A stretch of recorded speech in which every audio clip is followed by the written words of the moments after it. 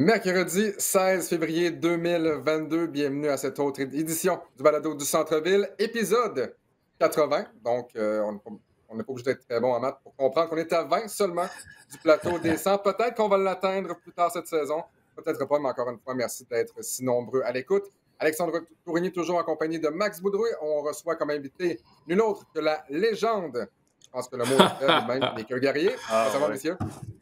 Ça va, bien, mais calmez-vous, légende, là. Ouais, une légende à nos écoute, yeux, Mika. Ben, c'est ça, exactement. Donc, on va être avec vous peut-être pour la prochaine demi-heure. Oui, c'est une édition peut-être un peu plus écourtée du balado, mais un petit bonus. 3e balado en 3 semaines. Et avant de commencer, on vous rappelle que si vous nous écoutez le mercredi 16 février, il y aura du basketball sur nos ondes à RDS à compter de 20h, alors que les Raptors de Toronto vont affronter les Timberwolves du Minnesota. Donc, à compter de 20h, j'y serai en compagnie de Peter Yiannopoulos. Première question pour vous, messieurs. Est-ce que vous vous êtes bien remis de la fameuse date butoir des transactions? Encore une fois, énormément de transactions. Et autant on aime le hockey, on aime les autres sports également, mais je ne sais pas si vous êtes d'accord avec moi, la date butoir des transactions de la NBA, c'est la plus intéressante, tout sport confondu. Ben, moi, je te dirais que la saison... Ben, la saison au complet, moi, je trouve ça le fun dans la NBA. Autant la saison que la date butoir pour les transactions, que la date de signature des joueurs autonomes aussi, que le repêchage. Il y a toujours de l'action dans la NBA. Puis j'ai tweeté cette semaine, c'est exactement ce qu'on s'attend dans une ligue sportive et qu'on n'a pas dans la Ligue nationale de hockey. Quand vous jouez au PlayStation, oui, on fait bien des blagues là-dessus. Ah, c'est pas une transaction de PlayStation. Mais dans la NBA, ils arrivent à le faire, ce genre de transaction-là, malgré les méga salaires, malgré les règles mises en place pour pas que les équipes se vident de leur choix de première ronde. On a des transactions qui sont valables. Puis on a aussi, ça c'est important de le dire, le développement dans la NBA aussi est bien fait. C'est ce qui permet d'avoir ce genre de transactions-là. Parce que quand tu repêches 7 rondes dans la Ligue nationale de hockey, des joueurs de entre 17 et 19 ans à peu près, ben tu sais pas ce que ça va donner. C'est un sport à développement tardif. Alors que dans la NBA, tu peux le savoir assez rapidement. Au bout de 3 ans, tu le sais. Ça va-tu marcher? Ça va pas marcher? Est-ce que ça va être un joueur de soutien? Est-ce que ça va être un joueur parmi tes meilleurs? Puis, on a juste 2 rondes de repêchage. Ouais. Et ça change absolument tout. Puis la Ligue de développement aussi, la G-League, on peut voir des joueurs se développer de plus en plus et sur une plus longue période. Donc, tout ça fait que la NBA, c'est fascinant, les gars, puis je m'ennuie jamais. Max, avant qu'on rentre dans le cœur du sujet, est-ce que tu aimes ça de voir des joueurs vedettes? Évidemment, on va en parler plus tard, là, mais un gars comme James Harden, 3e équipe en 14 mois. Est-ce que tu aimes voir les vedettes se promener d'équipe en équipe en équipe? On peut penser même à LeBron James. Ou si tu préférais avoir un peu plus de stabilité? Parce que oui, c'est merveilleux pour le spectacle de la date butoir des transactions. C'est merveilleux pour le spectacle lors de l'ouverture du marché des joueurs autonomes. Mais malgré tout, toi, personnellement, est-ce que tu aimerais avoir un peu plus de stabilité de ce côté-là? Oui, bien, tu as mis le doigt sur le bobo. Je pense que la NBA, c'est plus une ligue de joueurs, puis de joueurs qui décident qu'est-ce qu'ils veulent faire. Puis même s'ils ont un contrat de 6-7 ans, si après 2 ans, ça leur tente plus d'être là, ils vont pas des fois publiquement le dire, mais ils vont dire à quelqu'un d'autre qui va le dire, Ça va se faire savoir, là. Il y a du mécontentement, tout ça. Donc, d'un certain côté, j'aimerais ça avoir une certaine stabilité, mais après ça, l'amateur que je suis, ça nous permet de toujours être sur le bout de notre siège, presque comme Mika dit, là, des échanges, des gros joueurs, ça arrive. Et à chaque année, on se dit, cette année, ça va peut-être un peu plus tranquille, puis c'est pas vrai. Après ça, tu as l'été aussi, là, lorsque les joueurs sont autonomes. Donc, côté spectacle, oui, c'est bien, mais côté stabilité, c'est rendu plus une ligne de joueurs qui décide. Un contrat, ça veut presque plus rien dire là, dans la NBA. Il y en a qui font des contrats à 40 millions, puis on est capable de les échanger. Donc, c'est ça qui est un peu plate. Puis, tu sais, on va peut-être en parler un peu plus tard, mais le fait maintenant qu'on veut se faire des super équipes, que tout le monde est ami avec tout le monde hors terrain, je m'ennuie un peu des grosses rivalités, des matchs un peu plus physiques, robustes, mais encore une fois, c'est un changement de garde que la NBA a fait. Et on est dans l'ère 2021 où tout le monde est ami hors du terrain presque. Mika, Ben, tu le ajouter dis, quelque Max, chose? les joueurs ont le pouvoir. Ouais, les joueurs ont le pouvoir. Puis moi, je trouve ça très correct parce que tu regardes les autres ligues nord-américaines ou même à travers la planète, c'est les propriétaires qui ont le pouvoir en général, signent des contrats, surtout dans la NFL. On libère les joueurs, les contrats, on a une très petite partie garantie. On se construit un stade comme à LA à 5 milliards de dollars, puis les joueurs sont traités comme de la chair à canon. Dans la NBA, les joueurs ont compris, c'est eux qu'on va voir. C'est pour eux qu'on paye le billet. Je ne paye pas le billet pour aller voir le stade à 5 milliards. Oui, un peu quand même, mais je paye surtout pour aller voir les joueurs sur le terrain. Mais dans la NBA, les joueurs ont compris ça et leurs syndicats, et également, il faut dire, les commissaires qui se sont succédés, tu sais, Stern a compris ça, puis il a décidé de donner du pouvoir aux joueurs puis de les traiter comme des partenaires. Puis la même chose également avec Silver.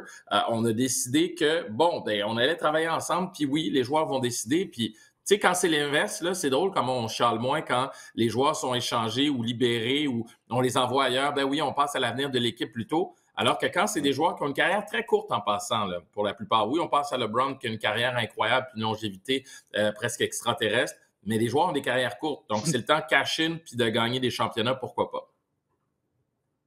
Donc, on vous rappelle qu'on a eu la chance de faire un Facebook Live. Vous avez été nombreux également à nous regarder et à nous écouter. On a également beaucoup de commentaires. C'est toujours un grand plaisir de communiquer avec vous à la maison. Bon, parlons justement de cette fameuse date butoir des transactions qui a eu lieu il y a 6 jours à peine, donc le 10 février. Et je sais, messieurs, hein, on en a parlé, on va en reparler encore beaucoup. La transaction qui a été sur toutes les lèvres, évidemment, c'est celle qui a envoyé Torrey Craig aux Suns de Phoenix. On s'entend. Et voilà. On va parler de ça pendant une demi-heure, assurément. Non. Évidemment, c'est celle qui a envoyé Ben Simmons côté des Nets en retour, notamment de James Harden. Maker, tu n'étais pas sur l'émission spéciale. J'aimerais avoir tes premiers commentaires sur cette transaction, donc entre les Nets et les Sixers.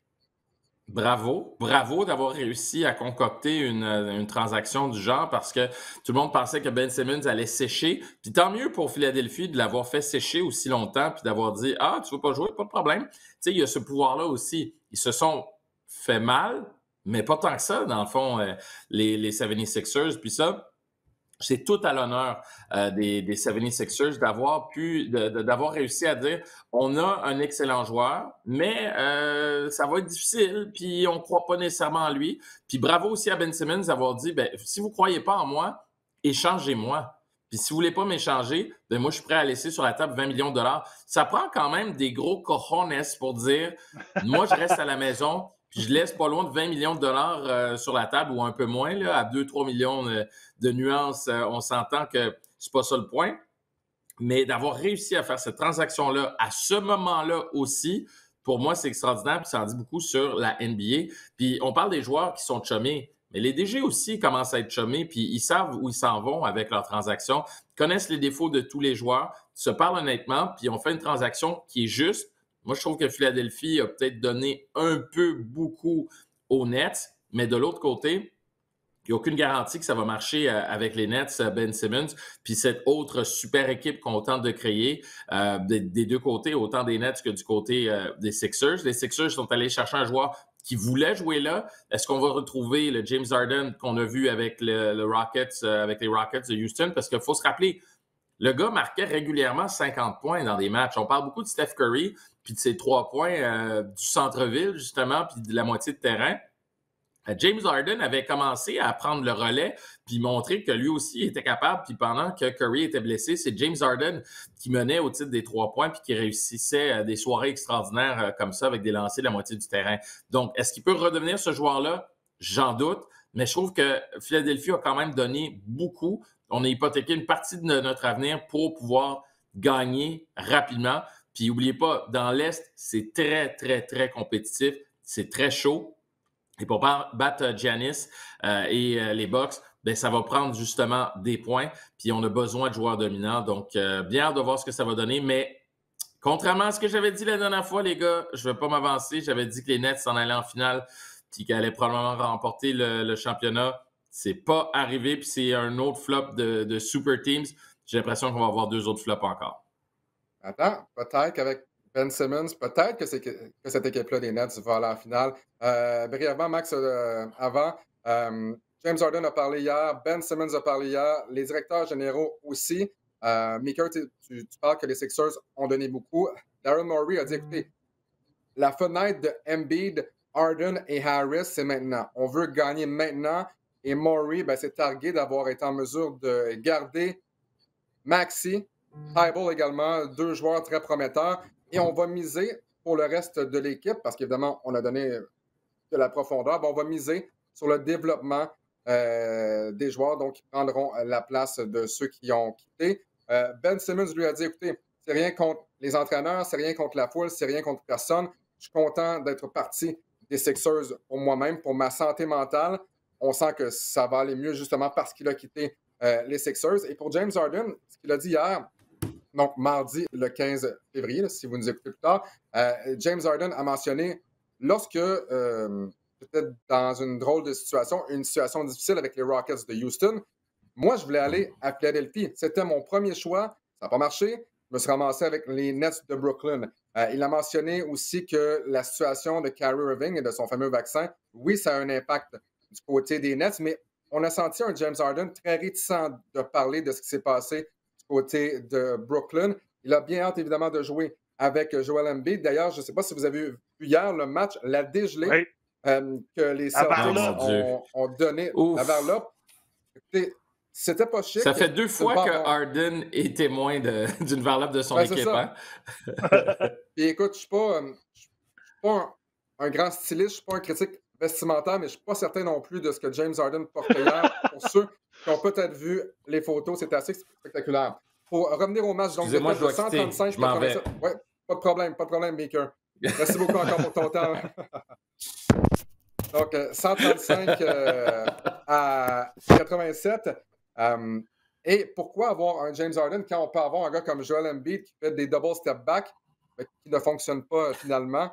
Mais écoutez, ça donne une idée à quel point on va avoir besoin de James Harden.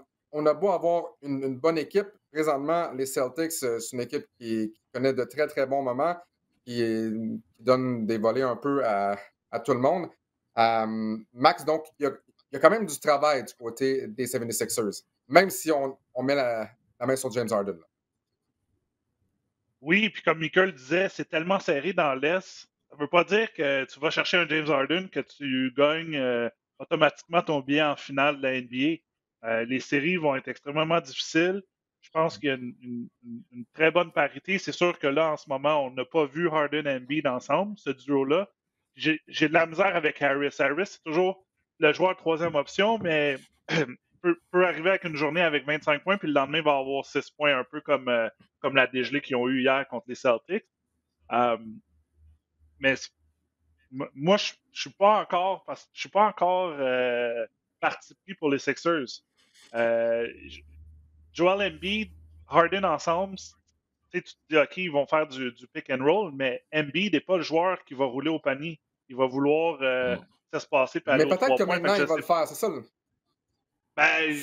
J'ai l'impression qu'Embiid, à la fin du match, s'ils perdent par 2, là, tu donnes le ballon à qui?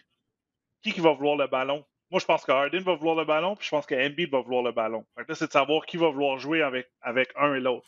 On a vu Harden changer son rôle à Brooklyn avec un Durant, avec un Kyrie Irving. Il a distribué un peu plus, mais ils ont seulement joué 16 matchs ensemble, les trois ensemble. Donc, j'ai hâte de voir cette chimie-là du côté des Sixers, et de voir dans une série 4-7 contre Giannis ou contre le Heat ou contre les Celtics, parce que les Celtics, en ce moment, c'est l'équipe de l'heure. Je ne le sais pas encore. Fait que je ne peux pas m'avancer et dire « Ah oui, c'est sûr qu'ils s'en vont en finale contre une des deux meilleures équipes de l'Ouest de l'autre côté. » C'est extrêmement difficile à prédire. Vas-y, Mika. Non, j'allais juste dire, c'est le fun pour Doc Rivers, par exemple, parce que tu dis, je ne sais pas qui va vouloir le ballon, les deux vont vouloir le ballon, qui va l'avoir. Ben moi, si je suis l'entraîneur adverse, je me pose exactement la même question, puis ça me pose des problèmes. Parce que tu ne mets pas la même défensive sur un terrain pour affronter Embiid ou Harden s'il se retrouve avec le ballon. Puis tu peux le faire circuler, il te reste 4 secondes, tu as le temps de mettre le ballon en jeu, une passe, un lancer. Qui va l'avoir? Tu sais, puis ça commence à devenir intéressant, je trouve, pour les Sixers. Le problème dans la NBA, puis ça vient du problème que c'est une ligue de joueurs, les gars ont des égos démesurés. Ça n'a aucun sens. Les gars, tu sais, je regarde Russell Westbrook avec les Lakers. le gars, je comprends pas que les Lakers aient tenté d'aller le chercher. Le gars n'a jamais montré que c'était un joueur d'équipe. Puis tu vas le chercher, puis tu penses qu'il va changer parce qu'il joue avec LeBron puis Anthony Davis. Non, c'est le même gars qui joue dans la NBA depuis plus d'une décennie. Fait que, mais ça va être intéressant pour les Sixers. De l'autre côté, moi, je pense que Simmons est un meilleur fit avec les Nets que Harden l'était. Ensuite, la question, c'est l'ambiance. Moi, c'est Kyrie Irving. Est-ce que sa tête est encore au basket? Puis est-ce qu'il a le goût de jouer? Puis est-ce qu'il a le goût de tout donner pour remporter ce fameux championnat? Il ne faut pas oublier, ce gars-là a déjà une bague aussi. Est-ce qu'il a le goût d'en donner autant qu'il en avait donné?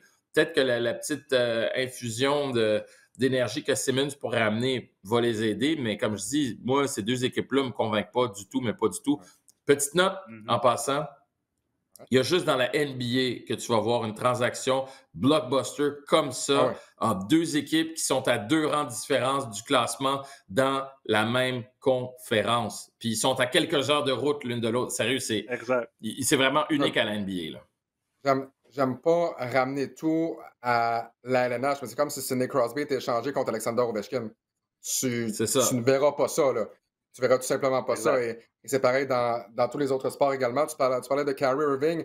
Les Nets, bon, alors 12 derniers matchs, ils ont une victoire. Kyrie Irving a joué 14 matchs depuis le début de la saison lorsqu'il est dans la formation. 3 victoires contre 11 revers pour les Nets. Il n'a pas joué le dernier match dans les victoires contre Sacramento.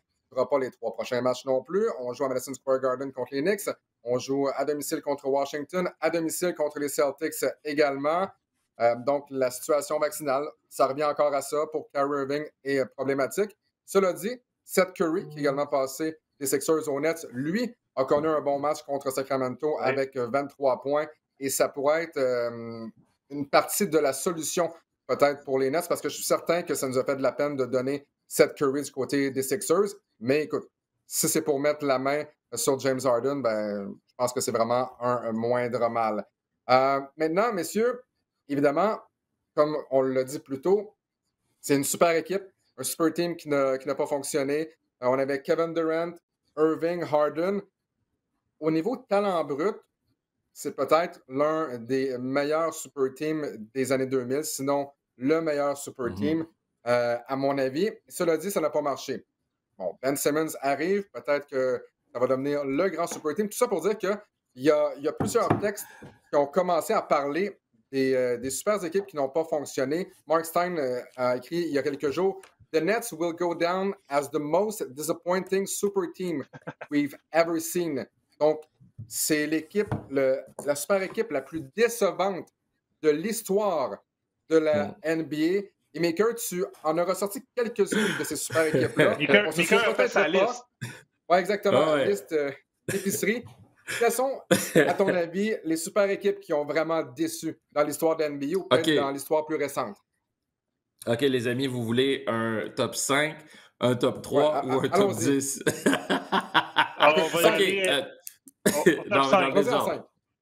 OK, bien dans le désordre, parce que j'ai pas de super team. Je vous donne un 6e, OK, qui est pas dans la liste. Puis j'ai pas compté les Nets qui ont joué 16 matchs, là, comme Max disait tantôt, parce que pour moi, ça n'a même pas été une équipe. OK, les Cavaliers 2009-2010, pas tout à fait un super team, mais Shaq a joué là. Shaq a joué avec LeBron. J'avais complètement oublié, les amis. Ah, mais Shaq était vieux. C'est la fin de sa carrière. Voilà, merci, c'est pour ça que je l'ai mis en 6e, puis ça compte pas. Donc, dans mon top 5, là, je vais remonter vraiment loin. Je ne sais pas si certains de nos auditeurs étaient là, mais rappelez-vous, en 96-97, les Rockets de Houston, moi, je me rappelle parce que Hakeem Olajuwon était un de mes joueurs préférés, grand élancé avec son fameux hook shot. J'adorais son style. Hakeem, puis c'était un des... Exact. Donc, avec Clyde, The Glide Drexler, que tu as toujours eu l'air vieux d'ailleurs. À partir de 25 ans, il commence à avoir l'air vieux, Clyde Drexler. Puis ses dunks, je me rappelle d'un dunk de Clyde. Il est arrivé au rim, baseline, au rim, passe en dessous, reverse dunk. Un des plus beaux dunks que j'ai vu dans un match de ma vie. Et Sir Charles s'était joint à cette équipe-là. Flop total. Avec Scottie Pippen aussi. Oui, c'est vrai, Scottie Pippen s'était joint aussi. J'ai joué avec eux. Exact, puis ça n'a absolument rien donné. Miami, moi, je les ai mis là-dedans, 2010-2011, Chris Bosh, LeBron James et Dwayne Wade. Pourquoi? Parce que pas un, pas deux, pas trois, 5 championnats. Puis finalement, regarde, ça a été vraiment difficile. Ils n'ont pas gagné la première année. Finalement, ça a été grâce à Ray Allen qu'ils ont gagné parce que sans Ray Allen, ils ne gagnaient pas de championnat. Donc, pour moi, ça a été un flop. Les Nets, c'est pas d'hier que les Nets de Brooklyn tentent de se monter un super team. D'ailleurs, dans l'histoire récente, entre guillemets, là, je vous dirais depuis 2010, c'est peut-être la première équipe qui a tenté là, de tout au tout de changer leur équipe. Oui, il y a eu Miami, mais on est allé chercher 2 gros joueurs autonomes. Là, on est allé chercher une pléthore de joueurs par transaction, entre autres. Rappelez-vous, Paul Pierce, Kevin Garnett, Joe Johnson, Brook Lopez. Un autre flop, on avait gagné contre les Raptors, puis on a perdu après en deuxième ronde, je ne me rappelle plus. Je pense que c'était pas contre le Heat en 5. C'est ça. Donc, ça a été un flop total. Et les écoute, deux derniers, pour moi... Excuse-moi, Maker, on est allé all-in. On est arrivé à Brooklyn. Le propriétaire s'est dit, nous, on veut gagner maintenant. On a fait des transactions là, qui ont fait mal pendant des années et des années. Pendant 5-7 ans à peu près. Là. Jaylen Brown, Jason Tatum. C'était les 2 choix qu'on avait donnés, les choix de première ronde, qu'on ne savait pas c'était qui, qu'on a donné à Danny Ainge aux Celtics. C'était ma pire équipe, c'était mon choix. C'est pour ça que j'ai lu un peu sur eux. Mais c'était la super équipe pour moi qui a floppé total, un flop total. Chris Joseph aussi de Montréal avait été échangé là-dedans. C'est vrai. C'est vrai. Mais tu vois, moi, je les ai mis dans le désordre parce que je voulais finir avec les Lakers. Les Lakers, c'est comme les Rangers de New York à l'époque dans la Ligue nationale de hockey. On essaie de se monter des super teams depuis la nuit des temps. Ça ne marche pas tout le temps. On s'est monté 2 super teams qui ont été des flops, totalement des flops. D'abord, il y a eu celle de 2003-2004. Pour moi, ça, c'est une des premières qui a marqué mon esprit aussi. Oui, il y avait celle des Rockets, mais je ne suivais pas autant la NBA qu'un peu plus tard. Ils avaient Shaq, ils avaient Kobe, puis ils sont allés chercher The Mailman, Karl Malone, ils sont allés chercher The Glove, Gary Payton. Mais encore une fois, exactement. Mais sur papier, tu disais, hey man, The Mailman avec Shaq, ils vont être inarrêtables en avant. Ils vont avoir Gary Payton en défensive. Oui, ils se sont rendus en finale, mais ils ont perdu. Fait que, tu sais, au final, ils ont perdu contre Détroit, si je me rappelle bien. Contre les Pistons, qui étaient vraiment tough, les Pistons. Mais ça prenait une équipe, justement, contre les Pistons, qui s'était montée une équipe quasiment pour battre les Lakers. Puis ça a marché. Ils se sont rendus en finale, mais c'est quand même une déception. Et la dernière super team des Lakers avant celle de LeBron et Anthony Davis, c'est celle où on est allé chercher Steve Nash, Dwight Howard, il y avait Pau Gasol aussi, Metta World Peace et Kobe jouait encore à cette époque-là en 2012-2013. Un autre flop parce qu'on n'a pas réussi à remporter le championnat, même que je pense au début de saison, il y avait quelque chose comme c'est-tu 12 et 45? En tout cas, une saison désastreuse pour eux. Ça n'a vraiment pas marché à cette époque-là. Fait que des super teams qui n'ont pas conclu, il y en a une puis une autre dans NBA. Exact. Tu parles des Lakers. On a d'une part eu tellement de blessés. Je me souviens, Gasol et Nash ont raté, je pense, chacun une trentaine de matchs. Juste avant les séries éliminatoires, blessure de Kobe Bryant au tendon d'Achille. Mais moi, là, je me souviens à cette époque-là, là, et ça fait pas si longtemps, là, ça fait 9 ans. Ça fait 10 ans? 10 ans, ouais. Ben, c'était 2012-2013. C'est 2012-2013 en avant. Allez voir les textes, allez voir les commentateurs américains, ce qu'on disait à l'époque, là, c'est complètement fou. Là. On se disait, hey, cette équipe-là va peut-être battre le record de tous les temps pour le moins de défaites en une saison. C'est la meilleure équipe. Imaginez, là, Steve Nash, 2 fois MVP, avec Kobe Bryant, avec Dwight Howard, avec Pau Gasol, ça va être exceptionnel. La meilleure équipe. Il y avait tellement de hype, entre guillemets. Et pour moi, je pense que c'est la plus décevante parce qu'on n'a absolument rien fait. Absolument rien fait. On s'est fait balayer, je me souviens bien, en première ronde par les Spurs. Par les Spurs, On est supposé avoir la meilleure équipe là, des années récentes. Finalement, c'était balayé en première ronde parce que tout le monde s'est blessé. Et comme tu l'as mentionné, le gâteau n'a jamais levé. Bon sujet, Meeker. C'est le fun de débattre toujours des équipes qui auraient dû, mais ça prouve une chose, c'est que tu peux avoir le meilleur talent du monde, il faut que tu aies un esprit d'équipe, il faut que tu aies une cohésion.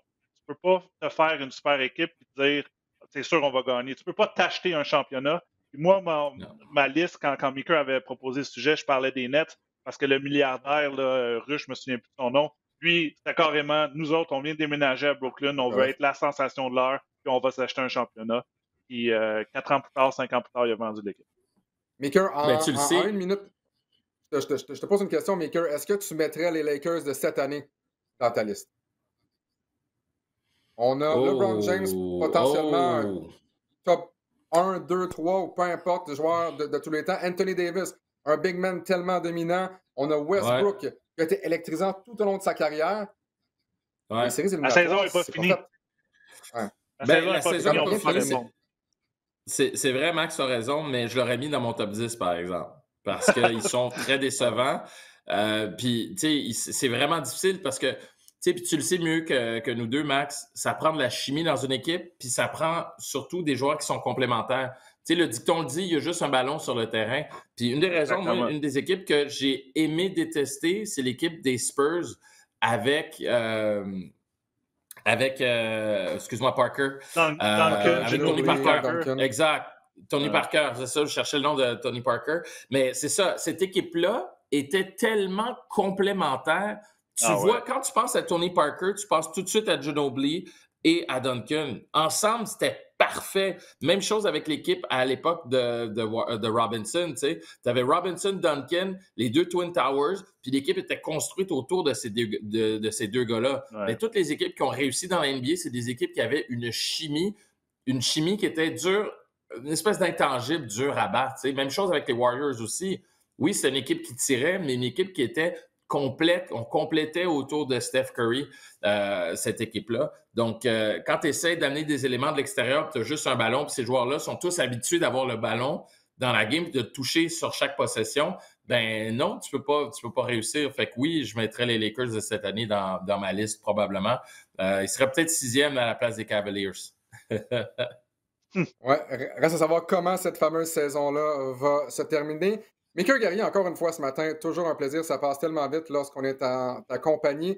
Merci beaucoup pour ta présence au balado du Centre-Ville, puis on se retrouve assurément dans une prochaine édition du balado. Salut, Maker. Salut les gars, à bientôt. Ciao, Ciao. Maker. Ouais, comme quoi, lorsque tu bâtis une super équipe, Max, et c'est tellement difficile, tu as un trophée, tu as un seul gagnant. Il y a 30 équipes qui veulent avoir Ah, le c'est ça. championnat. Tu vas all-in, tu fais des transactions. Là, si tu te trompes, là, tu as deux choix. Comme dirait Charles Dubébret, être une bonne petite équipe, tu peux être une bonne petite équipe pendant 10 ans, pendant 15 ans, sans aucun problème. Tu veux gagner, à moins que tu sois chanceux au repêchage ou à moins que tu aies été mauvais pendant plusieurs années, là, tu dois faire des transactions, tu dois aller all-in, tapis, comme on dit en bon français. Mais si tu te trompes, là, tu payes pendant longtemps. On a parlé justement des Nets de Brooklyn avec Pierce et Garnett. Ben, on s'est trompé. Là, on a payé encore pendant 5-7 ans, alors qu'on aurait pas attendre et avoir une bonne équipe, même une très bonne équipe pendant plusieurs années par la suite.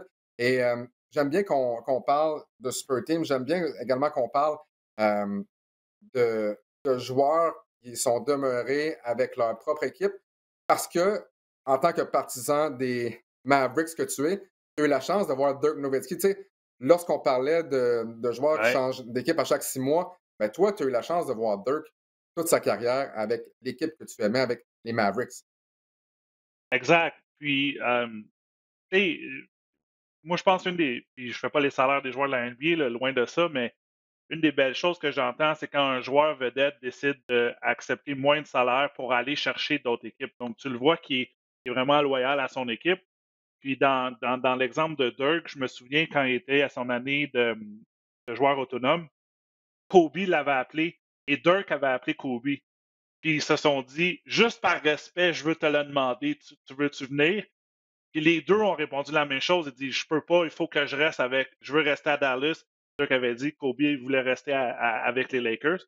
Puis c'est beau à voir. Ça me fait penser un peu, tu sais, quand tu as une carrière de joueur athlète niveau universitaire, Mhm. tu vas dans un mid-major. Moi, je veux dire, je sais que Buffalo, hier, l'équipe de basket ont battu Bowling Green parce que tu as un sentiment d'appartenance, c'est ton équipe. Puis même si ça a été dur, puis j'ai pas joué le nombre de minutes que je voulais jouer, j'ai pas arrêté puis dire OK, je vais demander un transfert. Donc c'est Voilà, ailleurs, parce que un peu la même chose pour les joueurs de la NBA. Mais qu'est-ce qui est difficile si je ne suis pas dans les souliers, mais je sais que gagner un championnat, ils essaient de mettre toutes les probabilités de leur côté. Et maintenant, les joueurs s'appellent, c'est facile à communiquer un avec l'autre. C'est pas comme dans le temps où tu avais juste un téléphone, puis si tu n'étais pas à la maison, ben, tu n'étais pas rejoignable. Un fax. Ouais, c'est ça. Fait que, on l'a vu, là, Kawhi Leonard a décidé de partir à les Clippers parce que Paul George s'en allait aux Clippers. Fait que, Sam Presti a été comme un peu les mains liées en disant ben, Paul George veut aller aux Clippers. Je comprends que Maker qui dit que c'est la ligue des joueurs, mais des fois, j'ai l'impression que les joueurs en tiennent pas mal beaucoup. Puis, regardez Oklahoma City, là, on a plein de choix de première ronde, mais c'est un peu des années de misère, entre guillemets, pour cette année, l'année passée, l'année suivante, sûrement. Donc, c'est ça qui est difficile, mais il y a encore des. Moi, je pense qu'un Giannis, je pense, va rester avec les Bucks longtemps. Je pense que je ne le vois pas aller ailleurs. Donc, ça existe encore, mais c'est un peu de plus en plus rare. Et c'est quand même difficile parce qu'on parle de Kobe, on parle de Dirk. Pas de problème, mais Dirk a gagné. Kobe a gagné. Présentement, là, j'aimerais pas être, et on en a parlé abondamment lors des derniers balados, Damien Lillard. Damien Lillard a beau se dire Ouais. je suis loyal envers les Trailblazers, mais peut-être que cette loyauté-là va lui coûter ultimement un championnat. Donc, on souhaite évidemment Ouais, à des gars comme Dame Lillard de gagner, ouais, mais exact. lorsque tu restes à une place, là, ben, on ne sait pas ce qui va se passer. C'est ça qui est difficile. Mais en même temps, moi, je pense qu'on en a parlé, là, mais je pense que Dame Lillard va se faire échanger. Là, je pense que Portland va peser sur reconstruction.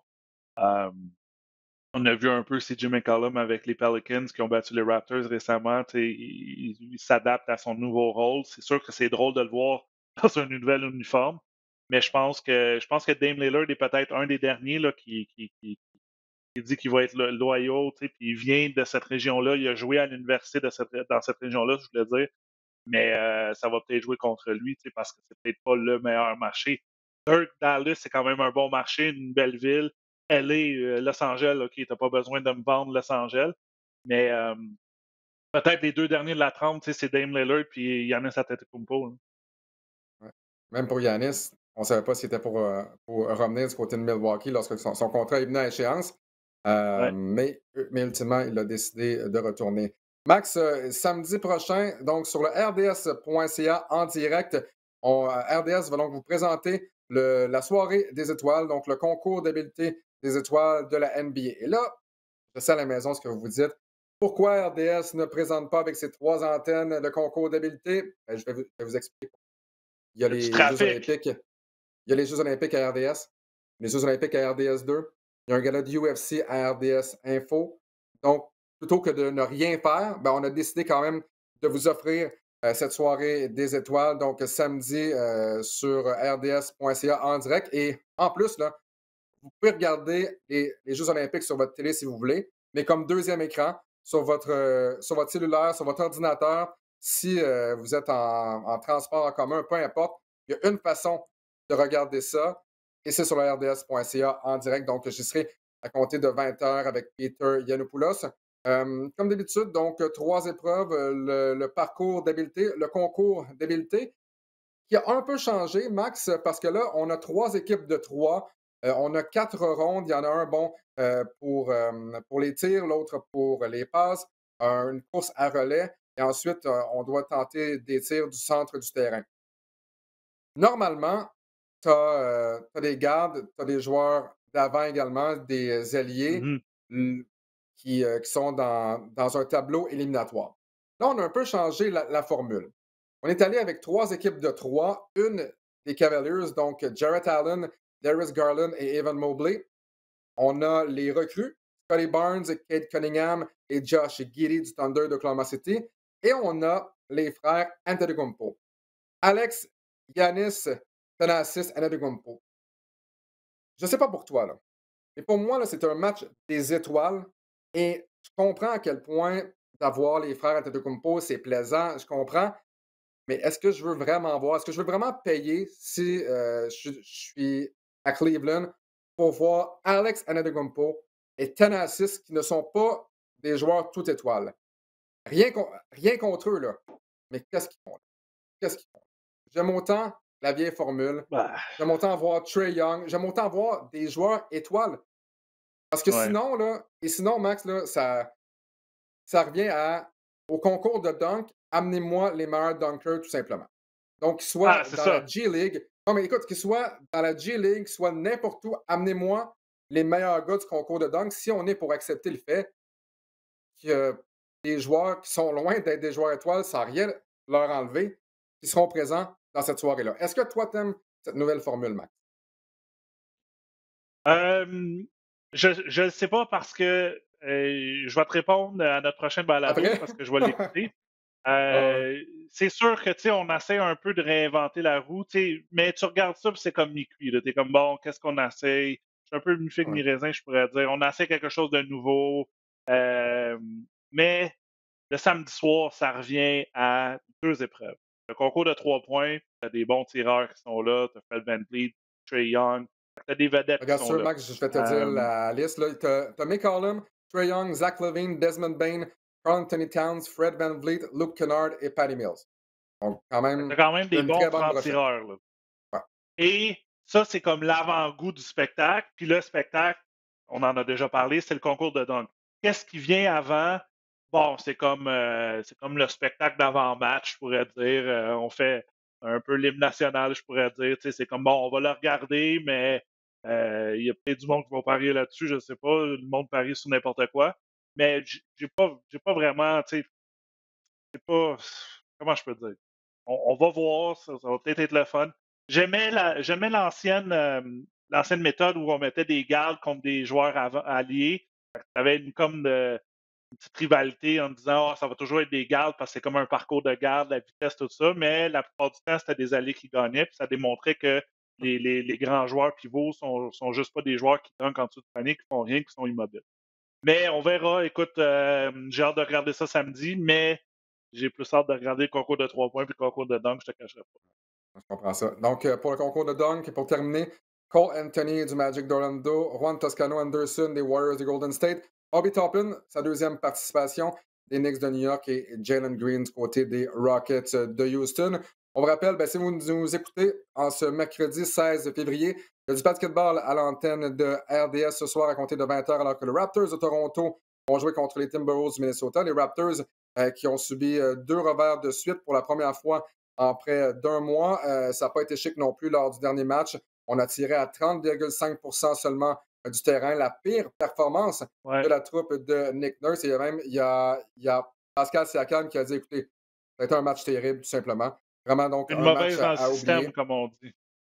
Oui, même une très mauvaise dans le système. On remercie également Maker Guerrier pour sa participation au balado de ce matin. Je te remercie encore une fois, Max Boudreau. Toujours un plaisir de travailler ensemble, que Vraiment. ce soit au balado du centre-ville ou même à RDS. Et un jour, on va quitter chacun, toi, ton sous-sol, moi, ma chambre à coucher, et on va retourner faire les balados à RDS. On ne sait toujours pas quand, mais j'ai bien hâte de te revoir. Donc, on vous rappelle également que le concours d'habileté vous sera présenté à compter de 20h sur le rds.ca en direct. J'y serai en compagnie de Peter Yiannopoulos. Et en terminant, dernière petite chose, à noter à votre calendrier à compter de dans 2 semaines. Donc, on va enregistrer les balados le mardi. Donc, notre prochain rendez-vous, c'est le mardi 1er mars, la veille de ma fête. Comme ça va te donner le temps peut-être d'aller m'acheter un cadeau, de me faire un gâteau, Max, quelque chose comme ça.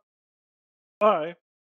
Ouais, Et bonne parfait. chance. C'est bon, j'ai hâte de voir ça. Donc, à partir du 1er mars, euh, toutes les 2 semaines, jusqu'aux séries éliminatoires où là, on sera chaque semaine le mardi, le balado du centre-ville vous sera livré, encore une fois, en compagnie de moi-même, Alexandre Tourigny et Max Boudreau. Donc, on vous souhaite une bonne fin de journée. On se retrouve le 1er mars pour l'épisode 81 du balado du centre-ville. Salut tout le monde!